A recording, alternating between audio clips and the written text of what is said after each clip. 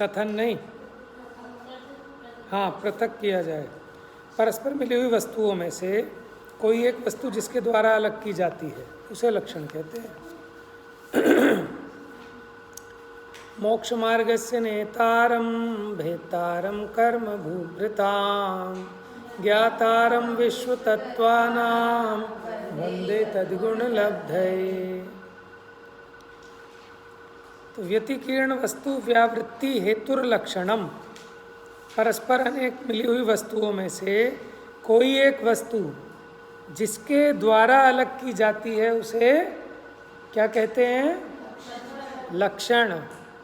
और जिसका लक्षण किया जाए उसे लक्ष्य कहते हैं। लक्षण कितने प्रकार के होते हैं? कौन कौन से? आत्मभूत और आत्मभूत लक्षण किसे कहते हैं? जो वस्तु, आत्मा का मतलब हर जगह आत्मा ये वाला नहीं, आत्म मैंने स्वयं का होता है, यानी जो वस्तु है उसके जो स्वयं में मिला हुआ है वो आत्मभूत है।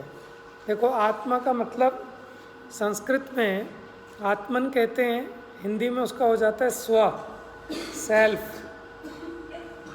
जैसे आत्मनिरीक्षण, आत्मचिंतन, आत्ममूल्यांकन, समझ में? आत्म माने अपना, स्वयं का। तो जो वस्तु में जो लक्षण वस्तु के स्वरूप में मिला हुआ हो उसे आत्मभूत लक्षण कहते हैं। जैसे उष्णता अग्नि का लक्षण है ना, तो वो अग्नि से अलग तो नहीं है ना, अग्नि में मिला हुआ है। ऐसे कोई और एग्जाम्पल दो। ज्ञान दर्शन जीव का लक्षण है, तो वो ज्ञान दर्शन जीव में मिला हुआ है। बात समझ में आ रही? मिठास, मिश्री, ठीक है, मिश्री में मिली हुई है, ठीक है, नमक में खारापन, ये कैसे लक्षण हो गए उसके? बात समझ में आ गई? अनात्मभूत क्या होगा बताओ जल्दी से? जो लक्षण वस्तु से मिला हुआ ना हो, उससे पृथक हो, उसे कहते अनात्मभूत लक्षण। जैसे उदाहरण बताओ, तो इसको लक्षण बना सकते हैं क्या? यस, जैसे इन्होंने कहा चश्मे वाले अंकल,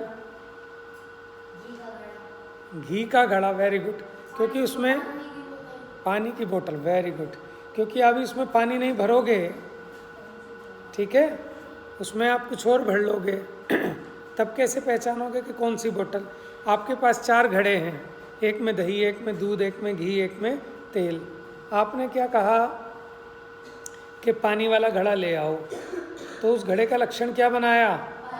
पानी, जिसमें पानी है, लेकिन वो तो उससे पृथक है। जैसे मिट्टी घड़े में मिली हुई है, तो मिट्टी और घड़ा जैसे मिले हुए हैं, ऐसे पानी मिला हुआ नहीं है। लेकिन एक बात ध्यान रखना, आपने एग्जाम्पल तो दिए, लेकिन लक्षण बताना है पहले। लक्षण, लक्षण क्या होता है कि जो आपस में मिली हुई अनेक वस्तुओं में से जिसके द्वारा उसको अलग पहचाना जाए। तो आप ये जो 4 घड़े थे, ये मिले हुए थे मान लो, है ना, ये उदाहरण ज़्यादा फिट नहीं बैठ रहा लक्षण के लिए, क्योंकि आपको लक्षण पे घटित करना है। आपने वैसे तो घटित कर लिया कि पानी और वो जैसे इसने बताया था कि हमने पहचाना कि जाओ भैया किताब दे आना। किसको दे के आना? कि जो जिन्होंने चश्मा लगा रखा है वो हमारे चाचा हैं, उनको दे आना। तो चाचा का लक्षण क्या बनाया? कैसे पहचानना चाचा को? चश्मे वाले, सही है। अब ये देखना पड़ेगा जो लक्षण बनाया ये आत्मभूत है कि अनात्मभूत है? चाचा में मिला हुआ है कि चाचा से अलग है? तो अनात्मभूत लक्षण हुआ। बात समझ में आ गई?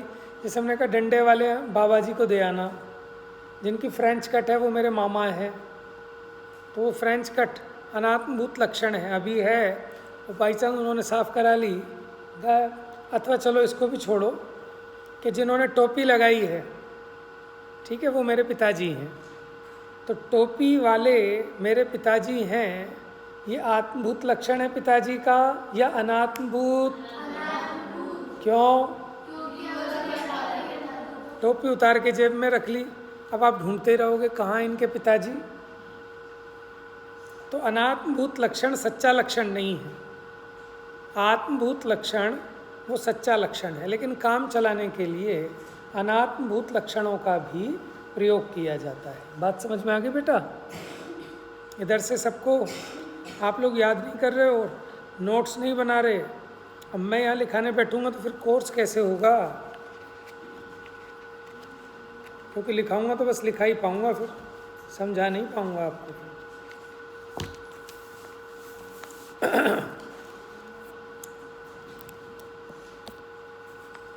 पनिशमेंट वगैरह मिलता है आपको कुछ? है कैसे? डंडा वंडा रखना पड़ता है कैसे? डंडा नहीं,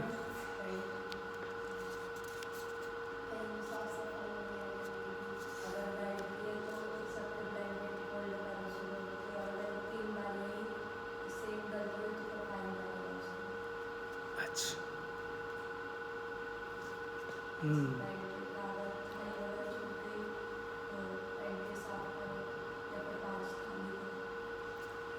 हम तो पनिशमेंट कुछ अलग टाइप का देंगे, फिर यहीं खड़े करा के याद कराएंगे। बिल्कुल छुट्टी नहीं करेंगे, चाहे स्कूल छूट जाए चाहे कुछ भी हो जाए, यहीं खड़े करा के यहीं याद कराएंगे फिर, है ना? बेटा लिख लो, आपके काम आएगा कॉपी में। इम्पोर्टेंट बातें तो आप लिख लिया करो साथ साथ, और जो क्वेश्चंस वगैरह बताते हैं उसके आंसर लिख लो, ठीक है ना? आपको तैयारी करने में आसानी होगी एग्ज़ाम टाइम में फिर। अभी आप जो अंडरलाइन करते हो ना इस पर, बाद में फुर्सत में लिख लिया करो कॉपी में अपनी। चलिए, जैसे यहाँ उदाहरण दिया, दंड वाले पुरुष का दंड। दंड माने होता है डंडा। डंडे को उस पुरुष का लक्षण बनाया। आत्मभूत है कि अनात्मभूत है?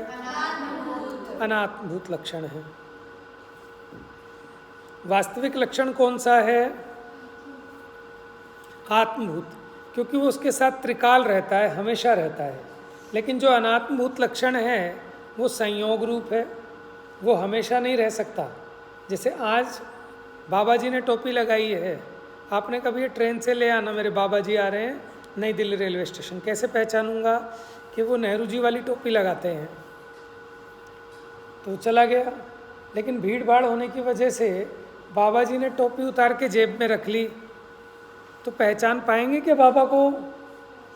क्यों? क्योंकि टोपी उतार के जेब में रख ली है। तो वो जो टोपी से पहचानेंगे वो तात्कालिक लक्षण तो बना सकते हैं, लेकिन त्रैकालिक लक्षण नहीं बना सकते। तो आप आत्मभूत और अनात्मभूत में अंतर स्पष्ट कर सकते हो। पहले इनकी परिभाषा लिखोगे, फिर ये कहोगे कि उससे उसकी त्रिकाल पहचान हो सकती है, क्योंकि वो वस्तु में मिला हुआ है। सुन लो, त्रिकाल पहचान हो सकती है आत्मभूत लक्षण से, और अनात्मभूत लक्षण से उसकी तात्कालिक पहचान हो सकती है, सदा नहीं हो सकती, क्योंकि ये संयोग रूप है। अगला लिखोगे, ये उसका वास्तविक लक्षण है। कौन सा? आत्मभूत लक्षण।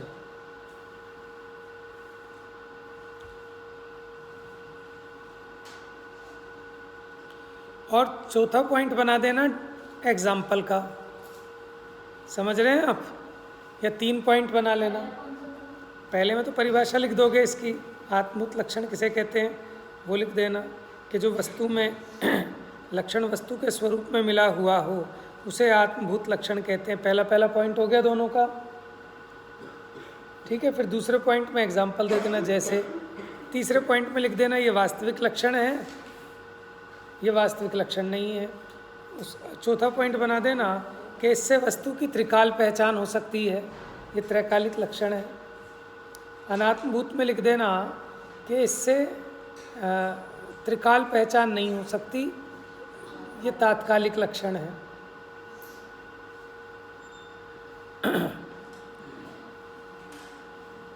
पेज नंबर 15 देखिए, शंकाकार, इसके ऊपर वाला एक पैरा। किसी भी वस्तु का लक्षण बनाते समय बहुत सावधानी रखने की आवश्यकता है। अगर लक्षण ही गलत बना दिया, अगर तराजू ही गलत है, तो फिर तो सारा माल ही गलत तुलेगा। उसी प्रकार अगर आपने लक्षण ही गलत बनाया किसी चीज़ का, ठीक है, क्योंकि वही लक्षण आगे चलकर परीक्षा का आधार बनता है। वस्तु की परीक्षा करनी है ना, तो परीक्षा कैसे होती है? उसके लक्षण से। यदि लक्षण सदोष हो, क्या कह रहे हैं, लक्षण सदोष हो, तो वह परीक्षा की कसौटी को सहन नहीं कर सकेगा और गलत सिद्ध हो जाएगा। इसमें प्रश्न बन जाएगा,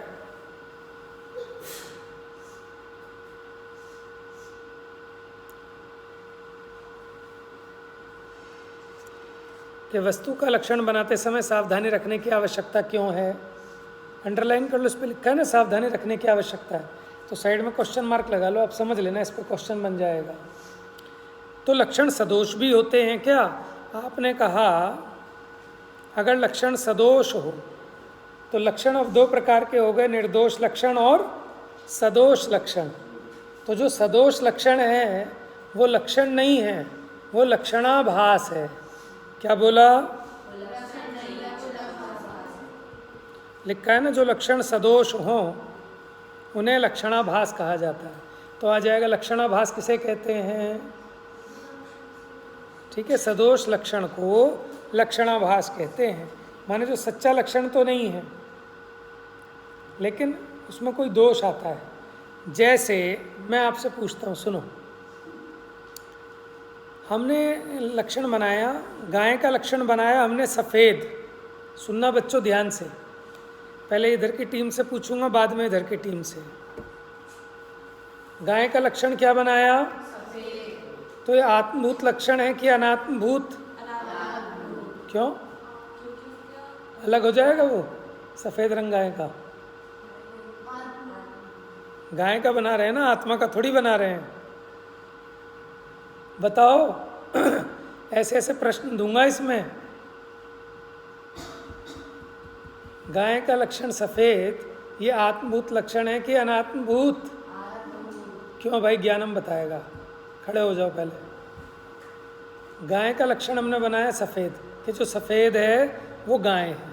अभी जो सफ़ेदी है ये उसका आत्मभूत लक्षण है या अनात्मभूत लक्षण है? क्यों है आत्मभूत? गाय से अलग थोड़ी कर सकते हो सफ़ेद पना। क्यों?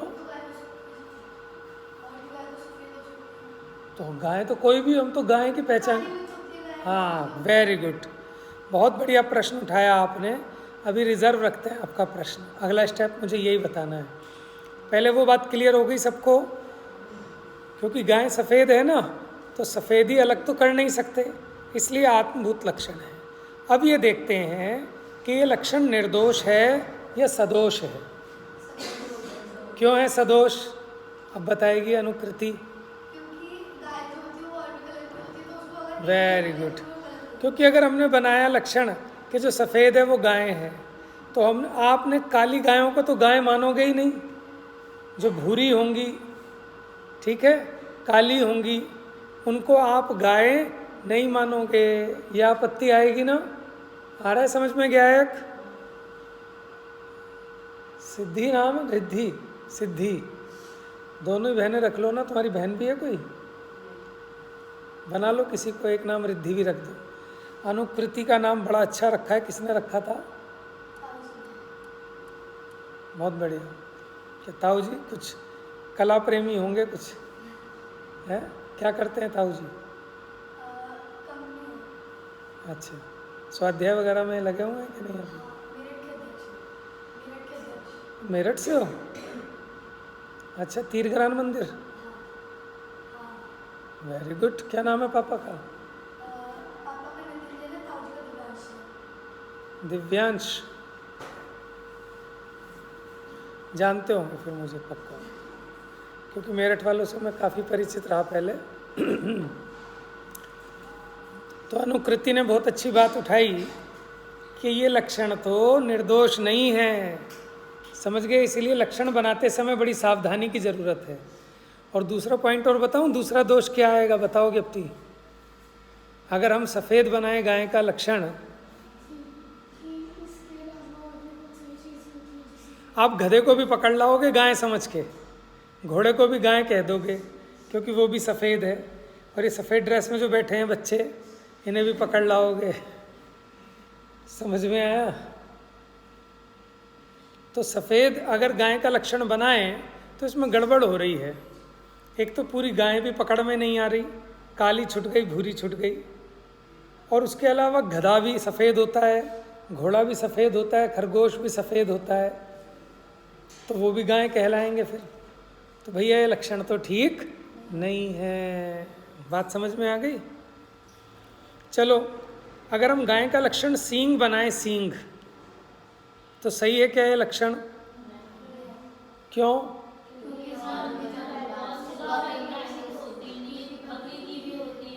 बकरी के सींग होते हैं? हाँ।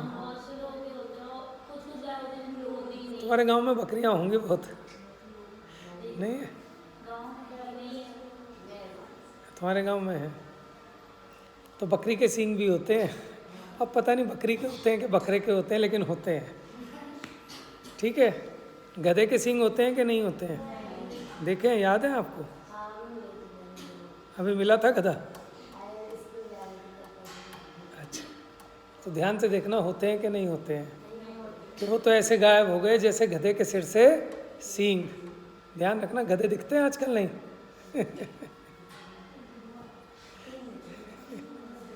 वो कह रही है ये रहा, देख लो। तो फिर गाय का सही लक्षण क्या होगा? बताओ, अब आपको बनाना है।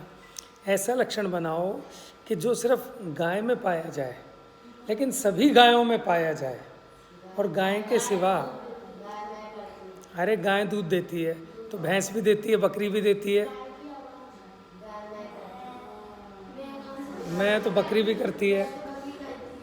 अब देखो, लक्षण बनाने में कितनी सावधानी चाहिए, क्योंकि लक्षण से ही वस्तु की पहचान कर पाओगे आप, हैं?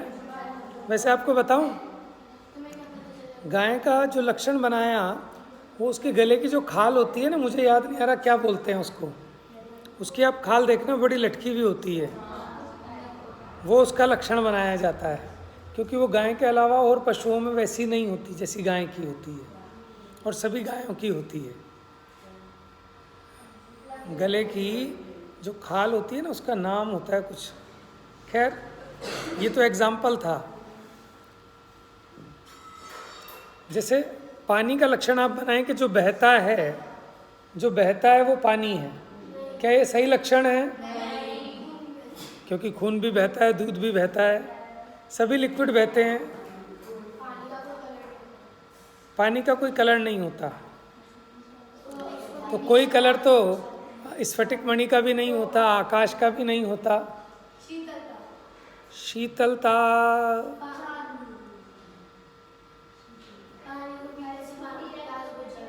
तो वो तो लिम्का पीने से भी, और वो नींबू पानी से भी, और दूध से भी, चाय से भी, उनसे भी घुसती है। हैं? दूध में तो पानी नहीं डलता, आप डालते होंगे, समझ में? चलो खैर, मेरा प्रयोजन ये था कि आपको ये बात समझ में आए कि लक्षण कैसे निर्दोष होगा। तो सदोष लक्षण को क्या कहते हैं? अभी आपने जितने लक्षण बनाए वो लक्षण हैं कि लक्षणाभास हैं? समझ में आया? है? पानी का लक्षण क्या होगा? नहीं नहीं, देखो, किसी भी कलर का नहीं है, ऐसी तो और भी बहुत चीज़ें हैं जो कलरलेस हैं। पानी का लक्षण शीतलता बना सकते हैं क्या? और कौन सी ऐसी चीज़ें होती हैं जो उसके अलावा शीतल होती हैं? है? चांद की चांदनी भी शीतल होती है, समझ में है? नहीं नहीं, गर्म भी होते हैं लिक्विड, हाँ।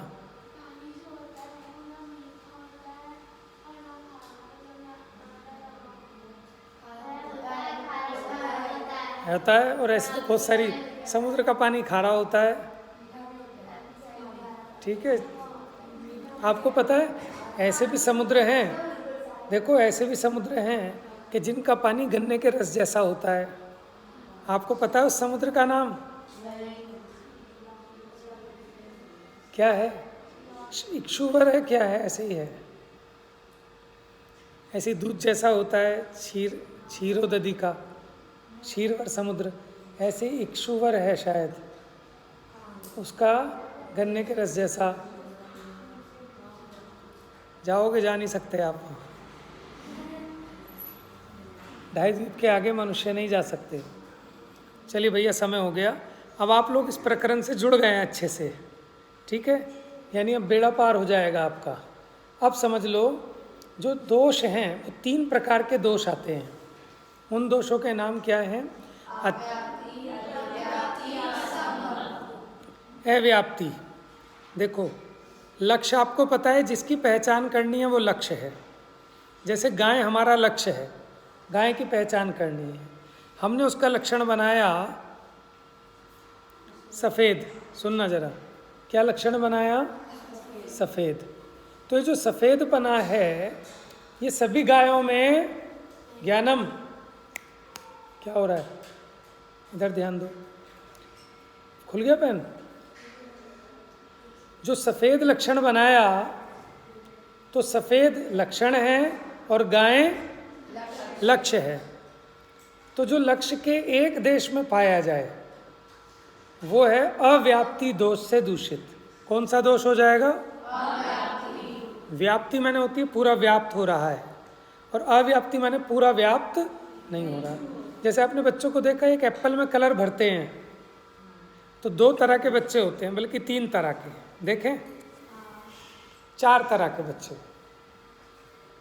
कहाँ है भाई पेन? रहने दो, बैठो। अब आपको वैसे ही समझ में आ जाएगा। बच्चे एप्पल में कलर भरते हैं। अब एक बच्चे ने एप्पल में कलर भरा कि पूरा नहीं भर पाया, थोड़ा थोड़ा अंदर का छूट गया। पहले देखो, एक बच्चा समझदार, उसने कलर भरा, ना तो कलर बाहर निकल रहा है बाउंड्री लाइन से, ना कुछ छूट रहा है, तो वो कहेंगे कलर उस एप्पल में व्याप्त है। क्या है? लेकिन एक बच्चा ऐसा होता है, कलरिंग ऐसे करता है कि वो पूरा नहीं भर पाता है एप्पल को, उसके किनारे किनारे खाली रह जाते हैं, तो ये क्या हो जाएगा? अव्याप्त। क्या हो जाएगा? समझ गए? क्योंकि पूरा नहीं है, एप्पल के एक देश में है, पूरा नहीं है। और एक बच्चा ऐसा होता है, अंदर तो भर देता है, बाहर भी निकाल देता है। ये क्या हो गया? अति व्याप्ति। नाम से स्पष्ट है ना, अति माने ज़्यादा, जो लक्ष्य में भी पाया जाए और लक्ष्य के बाहर यानी अलक्ष्य में भी पाया जाए। अब देखो, जैसे सफ़ेदी बताया था, तो सभी गायों में अगर सफ़ेदपना पाया जाता तो वो व्याप्त होता, वो सही लक्षण होता। लेकिन ज्ञानम, सभी गायों में सफ़ेदी नहीं पाई गई, कुछ गायें काली हैं, कुछ भूरी हैं, तो ये सफ़ेद लक्षण गायों के एक देश में पाया गया, तो ये हो जाएगा अव्याप्ति दोष। लेकिन अब दूसरे एंगल से देखें कि गायों में तो चलो पाया गया, लेकिन गायों के अतिरिक्त गधों में भी पाया गया। जो लक्ष्य था उसके अलावा अलक्ष्य गधे में भी, घोड़े में भी पाया जा रहा है। इस अपेक्षा क्या हो गया? अति व्याप्ति। जैसे देखो, पशु का लक्षण सींग बनाना, ये कौन से दोष से दूषित हो गए लक्षण? सोच के बताना। किसने बताया? उसने भी बोला है। और बच्चे बताओ, पशु का लक्षण सींग कहना कौन से दोष से दूषित है? अव्याप्ति। अतिव्याप्ति नहीं है, अलक्ष्य में नहीं पाया जाता सींग, पशु के अलावा तो किसी में भी पाए नहीं जाते। समझ गए? इसलिए अतिव्याप्ति तो नहीं होगी। आ रही है बात इधर समझ में? आत्मिका, स्वस्ति, नव्या, क्योंकि सभी पशुओं में नहीं पाया जा रहा, पशुओं के एक देश में पाया जा रहा है। ऐसे कौन से पशु हैं जिनके सींग नहीं होते? खरगोश के नहीं होते, गधे के नहीं होते, ठीक है, ऐसे बहुत पशु हैं जिनके सींग नहीं होते। तो सींग को पशु का लक्षण बनाएंगे तो फिर गधा पशु नहीं ठहरेगा। तो ये कौन से दोष से दूषित हो गया? बात समझ में आ गई? आपको एग्जाम्पल देने होंगे, सोच के लिखना 2 एग्जाम्पल, अव्याप्ति वाले 2 एग्जाम्पल लिखना, ठीक है?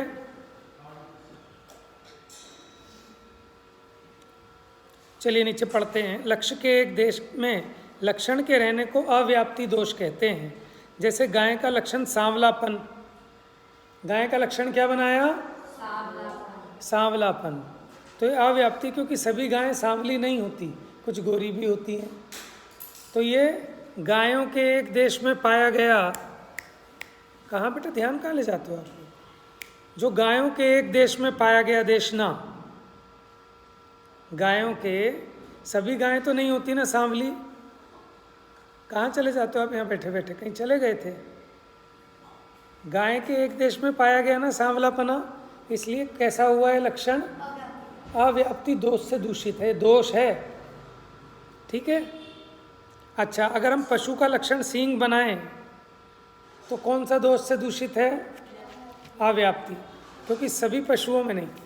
अच्छा, अगर गाय का लक्षण सींग बनाएं तो, गाय का लक्षण सींग बनाएं तो कौन सा दोष है?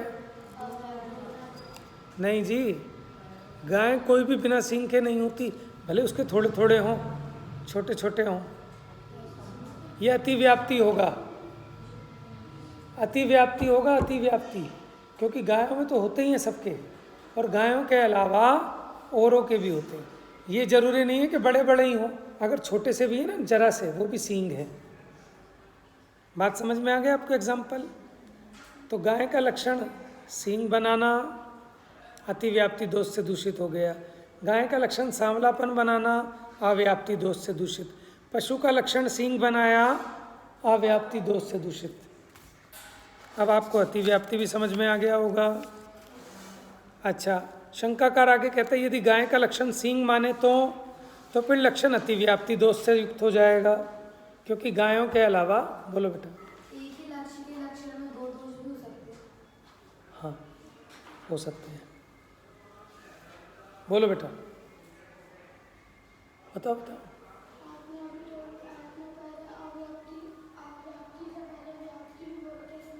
हाँ, इसमें नहीं है बेटा, मैंने तो समझाने के लिए। अगर व्याप्ति है पूरी पूरी, न बाहर जा रहा न छूट रहा कलर, तो वो व्याप्ति है, यानी वो ठीक है। यानी अतिव्याप्ति दोष से दूषित भी नहीं होना चाहिए और अव्याप्ति दोष से दूषित भी नहीं होना चाहिए, व्याप्त होना चाहिए। लक्षण कहते ही उसे हैं कि जो लक्ष्य में तो पाया जाए लेकिन अलक्ष्य में ना पाया जाए, और लक्ष्य में पूरा पाया जाए। तो जो लक्षण लक्ष्य और अलक्ष्य दोनों में रहे वो अतिव्याप्ति दोष से युक्त है। ये आप कर लोगे ना, अतिव्याप्ति दोष क्या है, अव्याप्ति दोष क्या है। लक्ष्य के अतिरिक्त दूसरे पदार्थों को क्या कहते हैं? अलक्ष्य। लक्ष्य के अलावा जो दूसरे पदार्थ हैं वो क्या कहलाएंगे? अलक्ष्य। देखो नीचे पेज नंबर 16 पर, यद्यपि सब गायों के सींग पाए जाते हैं किंतु सींग गायों के अतिरिक्त अन्य पशुओं के भी तो पाए जाते हैं। तो यहाँ गाय लक्ष्य है और गाय को छोड़कर अन्य पशु अलक्ष्य हैं।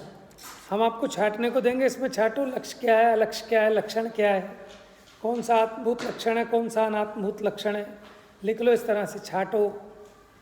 या कुछ बनाने को देंगे एग्जाम्पल। तथा गाय लक्ष्य है, गाय को छोड़कर अन्य पशु अलक्ष्य है। दिया गया लक्षण सींगों का होना लक्ष्य रूप गायों और अलक्ष्य गायों के अतिरिक्त अन्य पशुओं में भी पाया जाता है। इसलिए सींगों को गायों का लक्षण कहना अतिव्याप्ति दोष से युक्त है। लक्षण ऐसा होना चाहिए, कैसा होना चाहिए, अंडरलाइन कर लो, पूरे लक्ष्य में तो रहे किंतु अलक्ष्य में ना रहे। समझ गए? एप्पल में कलर भरना। अब एक तीसरा बच्चा होता है, मैडम ने यहाँ एप्पल बना के दिया कि बेटा इसको कलर करके लाना, तो वहाँ तो भरता नहीं, कहीं और कलर भर देता है। समझ गए? वो बिल्कुल ही असंभव हो गया। जैसे गाय का लक्षण बनाया कि जो 2 पैर वाली है वो गाय है, ये तो असंभव हो गया। समझ में आया? जो हवा में उड़ता है वो मनुष्य है, ये तो असंभव लक्षण हो गया। समझ गए?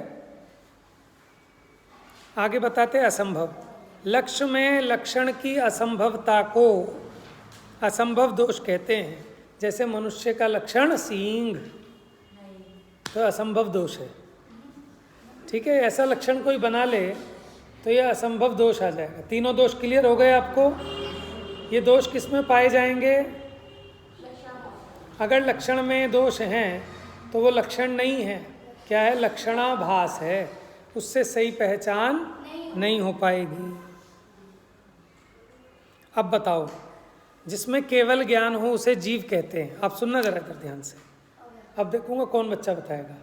जिसमें केवल ज्ञान हो उसे जीव कहते हैं। अतिव्याप्ति तो तब कहलाएगा जब जीव के अलावा अजीव में भी पाया जाए केवल ज्ञान। लक्ष्य है यहाँ जीव। क्या सभी जीवों में पाया जाता है केवल ज्ञान? तो लक्ष्य के एक देश में पाया जाता है ना, तो इसलिए अव्याप्ति दोष से दूषित है। क्लियर है? इधर स्वस्ति समझ में आ रहा है बेटा? नहीं आ रहा। देखो, केवल ज्ञान को जीव का लक्षण बनाया, तो आपको तो केवल ज्ञान नहीं है। जो जो केवल ज्ञान वाले हैं वो जीव हैं, हमने ऐसा लक्षण बनाया, तो आपको तो केवल ज्ञान है ही नहीं, तो आप तो जीव नहीं ठहरोगे। तो ये अव्याप्ति दोष से दूषित हो गया। सभी लक्ष्य में नहीं है, लक्ष्य के एक देश में है। आपने चैप्टर पढ़ा था ये कल, मैंने बोला था पढ़ के आना पूरा। अब आप इसको पढ़ लेना, मेरी तरफ से पूरा हो गया। जैसे रूपी अरूपी को जीव का लक्षण बनाए तो अतिव्याप्ति दोष से दूषित हो गया, क्योंकि अरूपी तो धर्म अधर्म आकाश काल भी हैं। समझ में आया? तो आपको चैप्टर कंप्लीट कर लेना है, क्वेश्चन आंसर करने हैं, जो नहीं आएगा पूछ लेना है। चैप्टर कंप्लीट है। जा वाणी के ज्ञान से सूझे लो कालो, सो वाणी मस्तक नमो सदा देता हूँ। जाओ बेटा, स्वस्ति का इनाम रह रहा है, मुझे ये समझ में नहीं आया क्या इनाम लाना है। कहाँ है स्वस्ति? अभी नहीं देंगे। जाओ बेटा जाओ, देर हो गई। जय जिनेन्द्र।